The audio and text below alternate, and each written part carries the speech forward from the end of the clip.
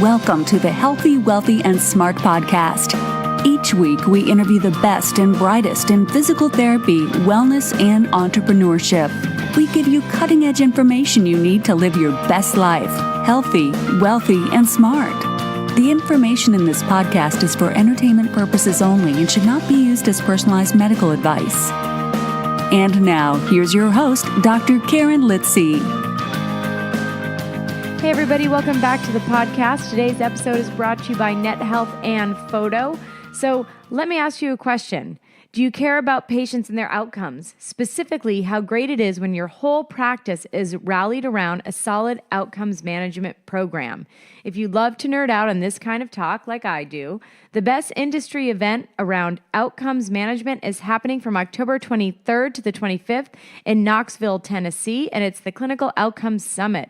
Here's success stories and case studies from your peers about leveraging outcomes data for a deep patient engagement, thoughtful business practices, clinical education, optimizing revenue, and more. It's hosted by Photo, which is focused on therapeutic outcomes, but it's not just for Photo clients. It's a gathering of everyone who believes in the power of outcomes management. And Healthy, Wealthy, and Smart podcast listeners get a steep discount. The full summit pass is only $150. So at that rate, you can bring your whole office if you wanted to. All you have to do is go to www.outcomesnerd.com and use the discount code LITZY, that's LITZY. And all that information will be over at the podcast under this episode at podcast.healthywealthysmart.com. Now, on to today's episode. Dr. Jenna Kantor is back, and she did a great interview live at CSM with Dr. Sue Griffin. Dr. Griffin has been a physical therapist for more than 30 years. She has practiced in a wide variety of clinical settings throughout that time and continues to practice in acute and long-term care.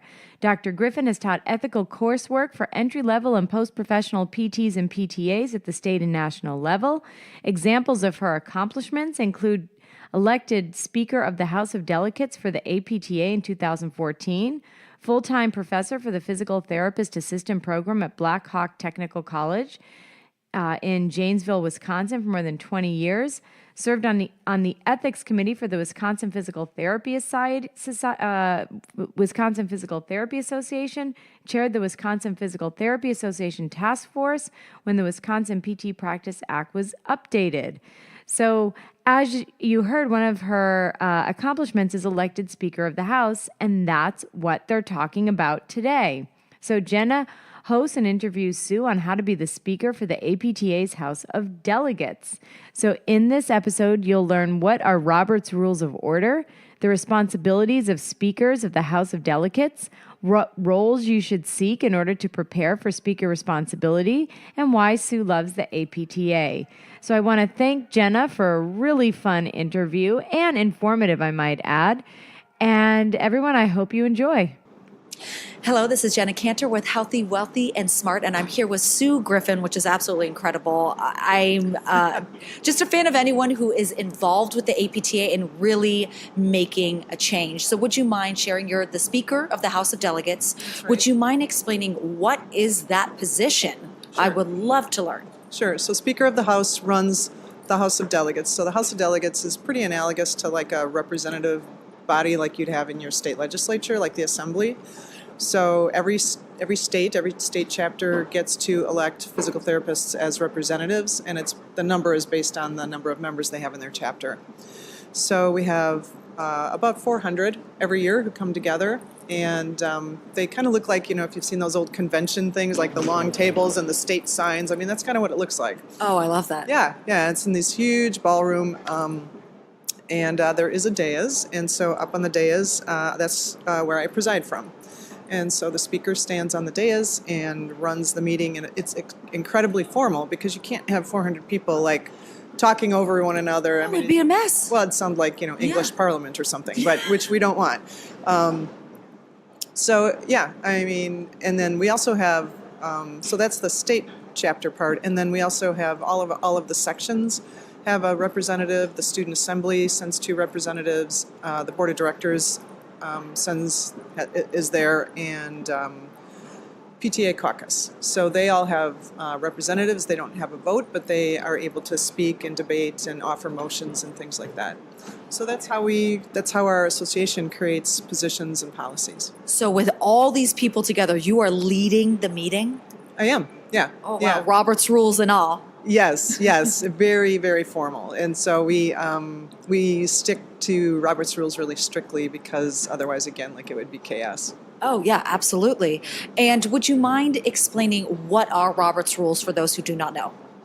Everyone knows what. No, I'm kidding. I'm kidding. No one knows. So Robert's Rules of Order is a specific kind of school of parliamentary process. So there are a couple different schools, but this is probably the most famous. And so there's literally a book. It looks kind of like a thick little mini Bible, and it helps you run a meeting. So it has rules about procedure, like who can speak when, and if someone brings a motion. In other words, if they want to take action, they present it in a very carefully worded format, and then there are processes for how people can change or amend that motion so that it's a way for a group to make decisions.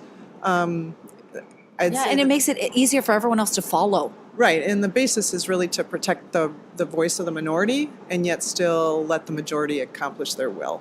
And I love that's that. kind of the whole purpose of using it. And what is the time commitment for your position? It varies a little bit, but there's kind of a low-level, steady level of commitment that's probably 5 to 10 hours a week because I also serve on the board of directors, so I have to participate on all the board activities as well as manage the House activities. And then times like this, like pretty much from January through June, so the House of Delegates right now is always in June, so pretty much from January to June, or at least CSM to June, is when people are really working hard on their motions and we're trying to help them craft them. And so I would say the time commitment is, probably 15 to 20 hours a week. That's great. That's great. Well, you're making a big difference, so that makes sense. And then, of course, as it gets closer, I'm sure it increases. It does, yes. Yeah, it does. And I don't know that I'm making a big difference. I think I'm helping everybody make a big difference. I think I'm trying to just, I'm the facilitator. I'm not the maker. Yeah, absolutely. So as the facilitator, why do you like this job? Oh, it's just great. I mean, first of all, it's just so many passionate and really smart people, coming together, and they all have such great intent. I mean, I believe it. I mean, I suppose every process like this is political to some extent, but we don't have. Everybody's really trying to move and accomplish what they really believe is best for the profession. And I feel like we really have a group that shares common values at a really deep level.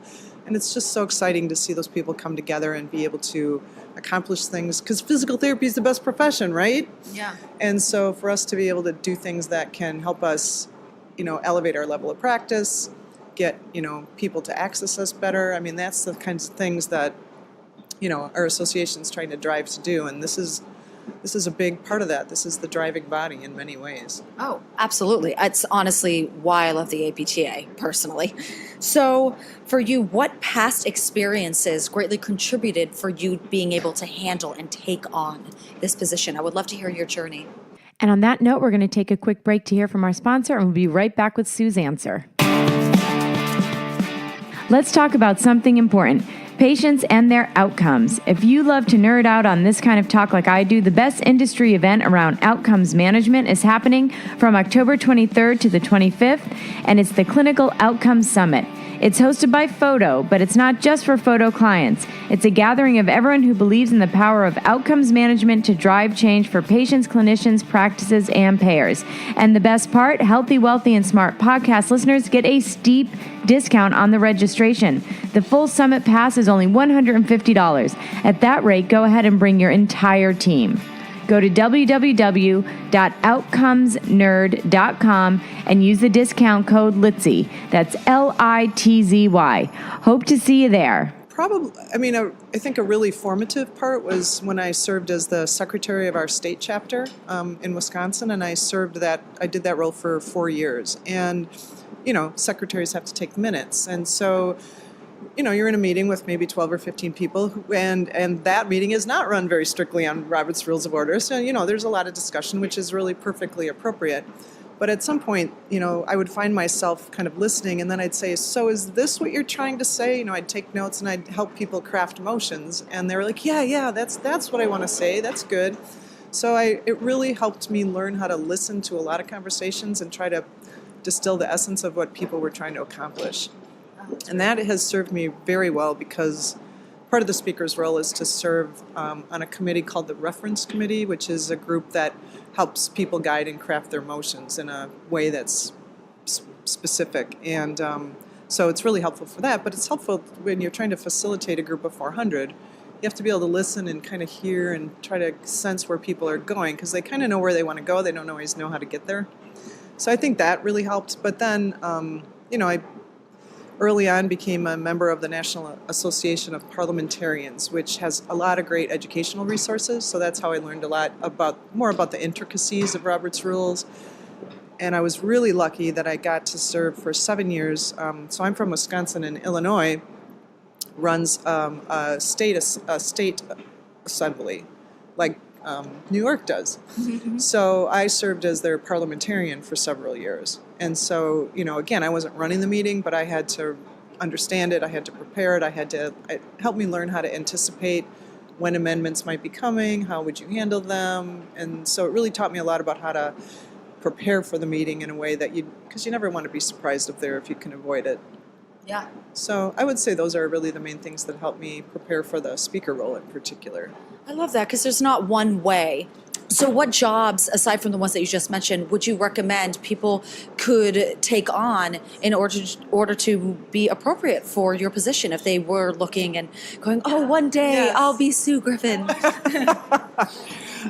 Well, probably one thing I should have mentioned that I didn't is you really need to be a delegate to the House of Delegates, right? I mean, I did that for 15 years at least. So they need to be a delegate. And that really helps them, I think, link into at least to help me link into other opportunities, either at the chapter or section level, so that they can kind of figure out their path. But again, being a secretary, I think, is a really good role. Anything where they have to run a meeting, so they could be like even a SIG chair or a committee chair. It doesn't have to be president, but certainly being chapter president could help, because you obviously have to run meetings. Being on the reference committee is phenomenal. I mean, it gives you a great role.